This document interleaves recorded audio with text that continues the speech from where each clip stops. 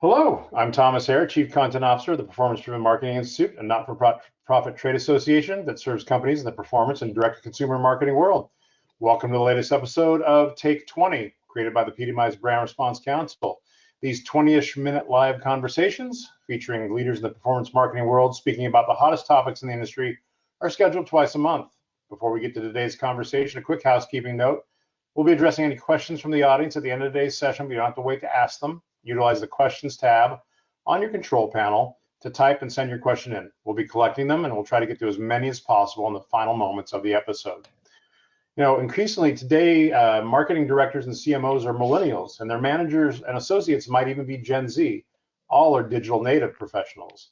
How are performance marketing veterans demonstrating the value of linear and broadcast marketing channels to these digital-only folks?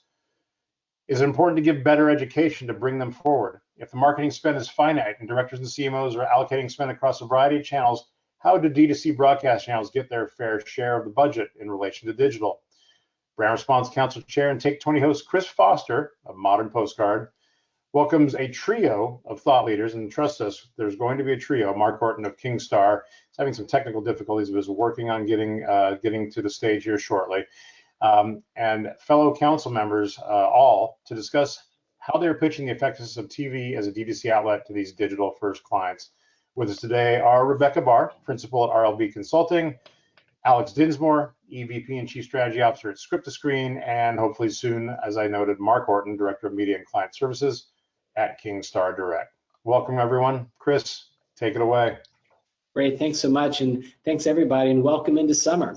Right, this is episode 94. Really excited about this, breaking through a CMO's digital advertising first mentality. So in addition to what Thomas mentioned in the preamble, the average age of a CMO and a brand is about 52 years. It's the youngest of all the C-suite average ages, and it's the shortest tenure, average of about 4-year lifespan in a brand. And then according to Zippia, the average age of a marketing director is 39.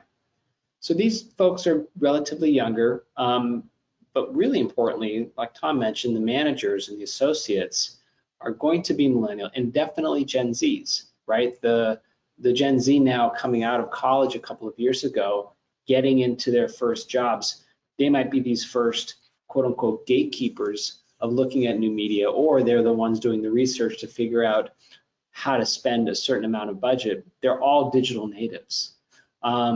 This means that they have a digital bias when it comes to marketing tactics, not necessarily strategy, but the tactics lean towards digital. And with that bias comes an expectation that other channels that are not digital will still have attributes that are very digital-like and very familiar to them, whether that's KPI reporting and ease of seeing those reports on a daily or if not hourly basis, multivariate testing, rapid deployment, low fees, and a clear ability to understand performance and to change campaigns and change messaging very quickly and easily, and to see those performance indicators in real time. So as a performance marketer, when you're approaching these marketing leaders or associates, they have a digital first mentality. How can you work with this bias? Not necessarily block it, but almost do a judo move to use their bias to bring them into better understanding of performance marketing, linear, CTV, broadcast, so that they can figure out how this channel actually works to their benefit, and can help these brands and agencies and companies be introduced to these really effective channels. So we're going to have a roundtable discussion. I don't think there are any right or wrong answers. What there are insights and clues into how to speak to these folks. Alex, I think I'll speak with you first. You're directly involved with clients right now. My hunch is you're having these conversations all the time. So when someone tells you, hey, you know what, we're doing a lot of digital right now, what is then your answer to or response to that when they're kind of laying that gauntlet out to you? Yeah, I mean, well, the first thing I want to say is the average age of a CMO being 52 years old. I think that's way too old, to be honest. Sure. Or at least it seems that way to me. I'm not, I'm 40. I'll be 48 here soon, and it seems like the vast majority of people I'm dealing with, even on the the C-suite level are younger than me in many cases.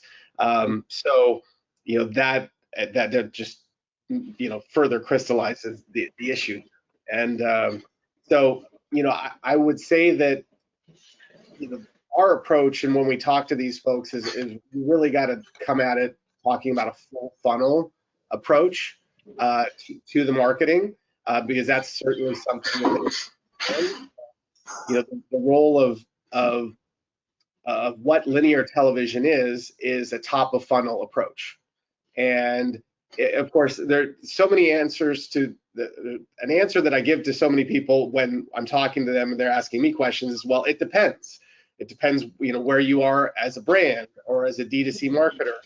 There are different strategies, and using connected TV as the entree in there is certainly a tactic that we've done in the last couple of years, because that is something that they understand better, targeting specific audiences. So they are very attracted to that. But then the role of linear TV as a more top of funnel approach to do that. But again, we have to understand where they are as a brand, as a company, and what are their goals and objectives, and then talking to them very specifically about how you can accomplish those goals.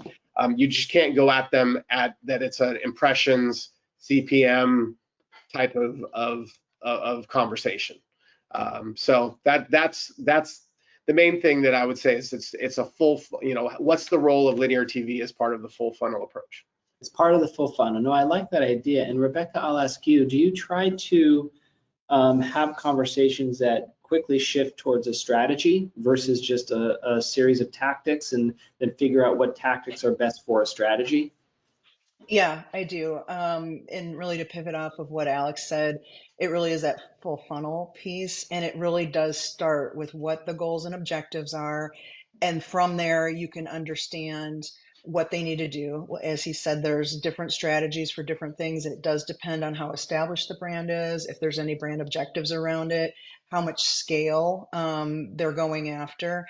I think the key really is, Chris, is really educating, because there, on the surface, there's a lot of similarities between the different types of tactics, but, there's a big difference in reach. One is a broadcast and the other is narrowcast. It's 1-to-1, and they serve different pieces of the funnel, and they have different goals and objectives that go with each of those, and they bring different things to the party. You need reach to amplify the other channels. Mm-hmm. And I think just helping the CMOs, the younger CMOs, understand that, I think, is a huge key. And also, measurement is always going to be a barrier to entry, especially if they don't come from the world of multi-touch attribution. A lot of them are used to last click attribution, and if they look at it that way, TV's never going to stand on its own. But I think leading with the facts, leading with any case studies that you can bring to the front, that just show what a campaign looks like with and without a broadcast medium like linear television, what the impact is on the brand, what the impact is on overall sales, and how it lifts everything. I think that is really, those are the big keys to really helping them understand how it fits. I like that idea, and I guess, Mark, I'll ask you to touch on that concept of kind of shift versus lift, right? Where you can, look at various, like Rebecca talked about, these, narrowcasting channels where someone might respond on one channel or another, but it's still that same audience and it's the channel preference. But for Mark, when you talk about big media or linear media, the goal is lift, correct? And the goal is the lift of that awareness to create an understanding of what the brand is, to drive attention at that top of the funnel. Sorry about my audio troubles, but we're all good now. So yeah, just like what we see, like up in Canada especially, it's like, you want to make sure, like, as mentioned with Alex, was like, being top of the funnel, and when we see on our end, like media channels, and how we, make sure we have like full attribution, and how we have reaching the right consumer, like, having to measure on, we have the linear aspect, we have the connected TV aspect, on our digital at home, we have all these other metrics that we're going to, and being more top of the funnel you want to make sure that, having the top of funnel, having the mass awareness, you kind of like lead down into it and seeing what channels are actually working in terms of what you're getting into, like your actual KPIs and your acquisitions. But, without having, the mass awareness and the mass reach, you're never gonna you use that to zero in on kind of what you want to get into in terms of like an overall, consumer and your actual target. Mm-hmm.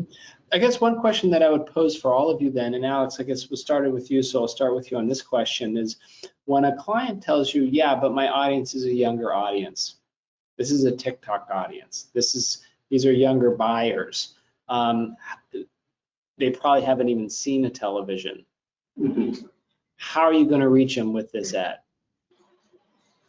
Yeah, I mean, so that is definitely a question I get a lot, is do people even watch television anymore? And so, I mean, the conversation then goes to, well, television means many different things now. Yes, it is, linear TV. It could be, live, getting inside of, live sports programming, but then, connected TV. I mean, so really this discussion of television is, this video ad, a television ad, and how it is served to them, and how a consumer is consuming the media. And so we just try and level set the discussion to say, when we're talking about television, it's not just the, you have DirecTV or your Cox Cable or whoever your Comcast, your provider is. It's so many different things now. And if the audience is young, the answer quite honestly might be, yeah, we're not going to include a lot of, traditional linear TV.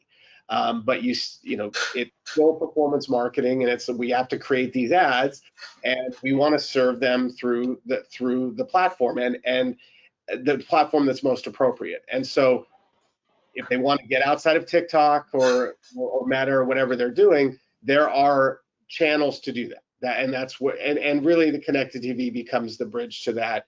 And then of course, we really need to get in there and understand who is their audience. And a lot of digital first CMOs, they do have a very good understanding of their audience. But one of the things that I've encountered is sometimes there's a perception of who their audience is and who they want their audience to be. May not be exactly the same, or they may not realize how big of a piece of the pie that a slightly older demographic is.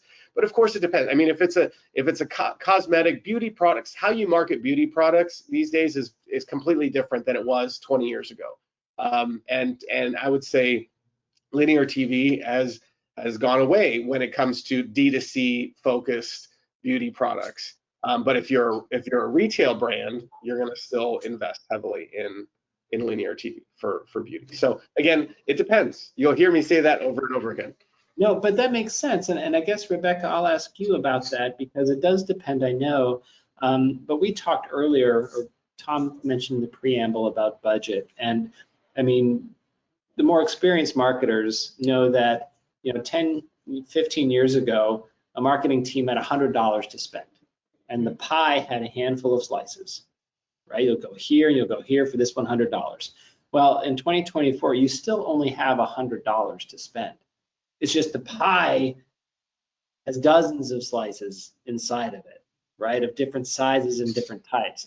So when you're talking with a client and you're looking at kind of the overall strategy and overall budget, do you think that kind of a well-rounded portfolio of channels, a budget kind of amortized across various channels makes the most sense? I mean, I know it depends on what stage they're in, where you need to go heavy, for awareness versus maybe conversion. And then when having those conversations, where does broadcast fit into that budget? Do you think of it as a percentage of, or do you think of it as tied to a certain revenue goal? How do you have those conversations with these digital first marketing leaders? Yeah, so it does depend on their objective again, and the type of product it is, the audience that they're targeting. Alex made some great points in terms of targeting a younger audience. It's probably not going to be broadcast television, but in terms of something that's a little more mass market appeal, and any kind of brand awareness that they want to either build, maintain, or they need the linear piece of that. It's all for a product like that, it's going to be a bigger slice of the pie. It's going to be probably like 70% of the budget, but it's always going to shift just based on what those objectives are over time. And also, as you enter the marketplace, it would be ideal to not only optimize within each channel, but optimize across channels as you see that. And over time, as you build the data, you can do some media mix modeling on that data and really understand if your hypothesis on the front end is really bearing out, and you can make some macro adjustments based on that data. But it is always, I mean, Alex said it too, like you hate to say it depends, but it really does depend. And I think it's just really helping the client understand. In some cases, they might have some high level objectives, but they don't know how that translates to media in some cases. So it does kind of go back to that education piece. And then if you have something that is a little bit more niche or something that is younger, you're going to flip flop that. It's probably going to be 70 to 90% digital, including connected TV in there. But it's always it's going to depend on a number of factors, and it's their objective, their brand, and their audience. That makes sense. So Mark, I guess I'll ask a question for you, is because each of you are having these conversations, but you can't have every conversation with every sales opportunity. You have to train your sales team to have conversations too. So Mark, when you're talking to your sales organization, what are some key words or what are some insights that you're trying to give them to make sure that a digital first marketing leader doesn't just walk away? Yeah, so when we look at we're looking at linear TV, connected TV, and everything, but the focus on linear TV, we see that I think it's about 70% of all video impressions or any ad video impression delivered is through linear TV. In Quebec, that actually jumps up to 80%. They're a bit more traditional based.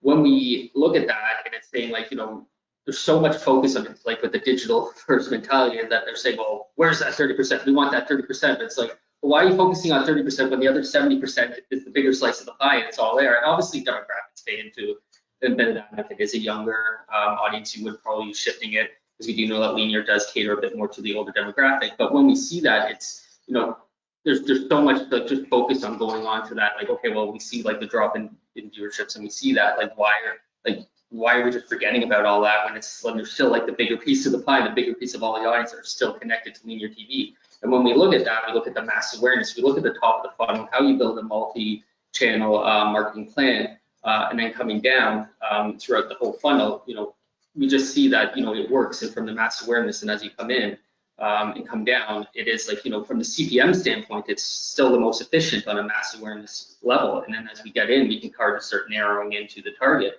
But when we just see, so many people on the digital side saying, okay, well, Google takes credit, it seems, for everything in terms of an acquisition standpoint, but it's well, how are you getting to Google, right? And you're getting there through these, the other channels, and whether it is TV or out of home or the connected TV standpoint, it's we have to remember how do we get there? And that was one of the ways. And just saying forget about TV is not the way to go about things. Yeah, it's interesting, because if a brand says, gosh, okay, I'll put in TV, and then X number of weeks or months later, they see their organic traffic spike, or they see their increase of lift or increased conversion on Facebook or their media program or their meta programs or social, they're like, hey, look, all these programs are working, but they fail to see that actual is the lift from television that created that surge of interest. So I think that this is awesome. We're actually already at about 11:20, a little bit past 11:20. I think that the audience questions are probably going to be more germane because they're in the thick of it now. So Thomas, why don't we go to the audience and see, what they can learn from these experts? Sure, yeah, I've got 3 pretty strong ones, and if anyone else has any, please feel free to send them in, and we'll try to get to all of them. First question that came through, are you finding the programmatic side of TV advertising is more compelling to younger C-level marketing managers? I'll jump in there. Yeah, I would say it generally is. So it's just really helping them understand the differences and all the delivery with the programmatic video, streaming, and linear. Alex touched on it earlier, using CTV as an entry point or programmatic as an entry point type of thing. It can be great. It's a slippery slope, though, in terms of crossing those beams, because while the screen is the same, the delivery and the reach is definitely different. So it's just really helping them understand where those fit in there. But I would say, back to the original question, Tom, I think programmatic that's definitely going to be very high on their radar, because they see it as TV, quote TV, and cheaper than TV. Makes sense. One thing I'll add, this just in general, and from my standpoint, when we're talking to people, is that things like programmatic, CTV, a lot of these buzzwords, like this is, if the question, and one of the topics is, how do we communicate with these CMOs? How do we break through them? You have to give them some of this stuff. That's the tip of your spear. And I mean, the Mary Poppins you got to give them a spoonful of sugar to help the medicine go down, right? And that's a bit of what we're doing here is if they want to break through some of the plateaus that they've reached through digital, or if they're trying to figure out, okay, things are so fragmented, how do we, do this? You've got to talk to them in a certain way, but once you can get in there and have this open conversation, and they're now not overwhelmed by the cost of testing television. I mean, that's a big deal to CMOs. Like, how can I allocate that sort of budget to something where I don't know what I'm going to get? I mean, that's the biggest thing. It's a risk to them, but I mean, that's what performance marketing is. You've got to go in and test. You have to get comfortable with budget allocation and try and understand, that the juice will be worth the squeeze at the end of the day. And so I would just say that's how we have to get in there, and things like programmatic, that helps the discussion advance. And then we bring them back to really, what's the big picture? As Mark said, at the end of the day, 70% of your spend might be over here, but you got to use the 30% of those where their focus is to open up that discussion. Makes sense. Another kind of bridge question, like finding bridges to get them to come across. Where these younger employees stand with audio advertising like podcasts? Is there interest there? Is that another opportunity to get them to come across? Yeah, we see a lot of interest in podcasting these days. Like, we're just seeing the audio landscape. A lot of people are shifting to streaming in their cars, shifting to podcasting. We see it a lot in the sports radio, especially coming in and podcasting, and the genres there are just like, it seems like there's like all these super fans now having their own podcasts. We're just seeing a lot of drive of traffic going towards just podcasting, being able to stream what they want to listen to. Like, say on sports radio, someone's really a basketball fan, and they don't want to be listening to sports radio where they're mainly talking about baseball. They want to go and listen to that podcast that's strictly on basketball. So you see a lot of that, especially on the sports genre. You see it on just just certain niche topics, like whether it's like language learning or stuff like that. You're definitely seeing a lot more just growth in that sector on the digital audio landscaping. And you still see it on the streaming platforms like the Spotify's and everything like that, and just like your regular music. Though that said, still you still see terrestrial radio still making strong grounds as well. But you're definitely seeing a definite increase in terms of overall podcasting, definitely on the younger demographic in that area. Thanks, Mark. Last one. Where do these digital native marketing executives fall on the tactics to strategy spectrum? And is there a need, do you think there's a need for them to shift perspectives one way or another in order to maximize campaigns? Yeah, I think that a lot of the newer ones that are younger, I think they are definitely a lot more focused on individual tactics. So I think it is helping them make that shift a little bit more to the full funnel type of strategy, just to gain a broader perspective on, as Alex said, breaking through the plateaus of those things. Because digital will take you a certain amount of way and it will be efficient, but in terms of scale, and growth and brand and all of those things, you got to shift to a broader strategy.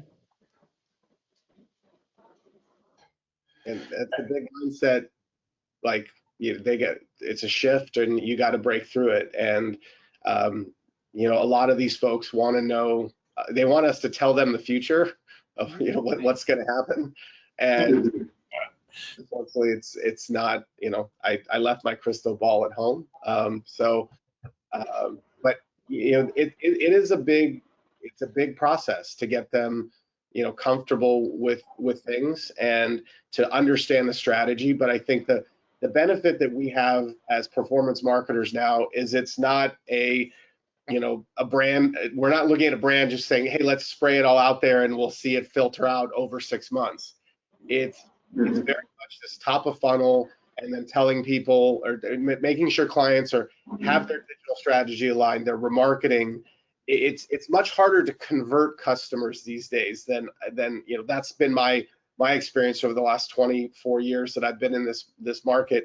It's just people have their attention spans pulled in so many different directions. So you just can't expect them to see something and then take the action. So you got to hit them multiple times. And again, that's the CMOs. I think they understand that pretty well.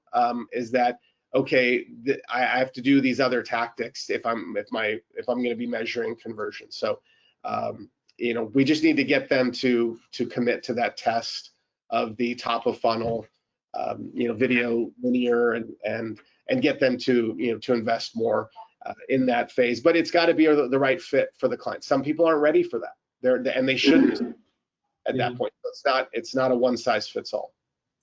I've got a question, and it's more of a question than theory, and either way I can't prove it. But I wonder with newer marketers or younger marketers, it's like to Alex, everybody's younger to me. There's the tactics of digital marketing are so precise, in terms of the phrasing, the number of characters you can use, how you put, text on top of the video, right?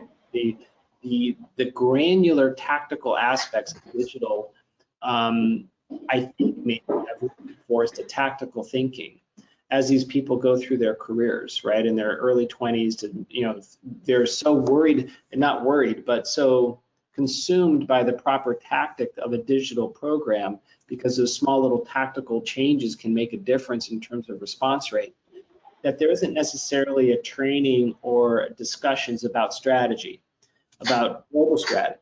I would also think too that many digital marketers are very siloed in their digital marketing. As they move up through an organization and become into director leadership roles, they wouldn't have a broad generalist perspective of overall marketing strategy being so successful in their digital roles.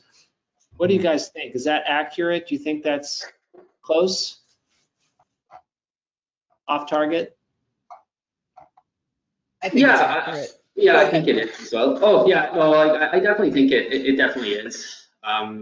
We just see so many people coming in, and as Alex was saying, like, is it a fit? Is it not a fit? But we see there's so many focus on digital. Like, we've had a client that was, just all over social media doing that, but it's like, okay, like, now that we're just on social, how do we like expand, right? And, we can't just like keep doing the same thing. And that's when you come into the new ideas, and that's when you got to like break out and kind of say, okay, let's go test and let's see what works and what doesn't. Yeah, I think you have to look at what the category is and what's happening in the marketplace. I won't say the world, but like that's part of the strategic factor is, you don't want to just be focused on, okay, this is what I think my target customer is. What's your competition doing? Where are shifts in the landscape? Where's their white space that we can capitalize on? Those are the things that they should be talking about, and we try and have those conversations with clients, because the overall strategy is critical. And again, I think that's the benefit that we have as performance marketers versus some of the brand agencies out there that are just trying to come up with pretty pictures and what would be a good creative. Is that we're trying to really understand what do we think is going to happen with this, and what's the impact we're trying to have across all the channels, and then how can we measure it? because at the end of the day, that's what we're all about. All right, Rebecca, bring us home. I don't know that I have much more to add after these two guys have already spoken, but it is shifting that mindset from the super finite targeting to really understanding. I mean, it goes into the measurement piece as well, because I think on the digital side, used to like immediately knowing everything down to the user level, and on the TV side, there's a probabilistic piece of it. There is a modeled panel piece of it that I think sometimes they can't wrap their head around. So it is just really helping them understand how that's all necessary and it works together across the funnel. Perfect. Great. Thank you, everybody, for taking part today. Chris, thank you as always. Rebecca, Alex, thank you. Mark, thanks for fighting the good fight and getting in here. Yeah, apologies on the audio there. I don't know what was going on. Well, you never know. You made it. Appreciate it. So thank you. See you all soon. Our next Take 20 episode is set for Wednesday, July 24th, when we'll go from young executives to older consumers, featuring boomers, and the first of a recurring series on reaching different generations using performance marketing tactics, maybe strategy too. Please visit thepdmi.com/take-20 to register for the webinar and check out the upcoming schedule. Finally, online registration continues for PDMI West, October 7th through 9th at Hard Rock Hotel San Diego. Badges are just $395 for PDMI members and $595 for non-members. That's a $100 discount from on-site registration. And once you have your badge, our specially priced hotel block for the show is open for you to book your room. Visit thepdmi.com/PDMI-West to get your badge and your discounted hotel room today. Thanks again for checking out this episode of PDMI's Take 20. Try to stay cool wherever you are. Be well. We'll see you soon. Bye-bye.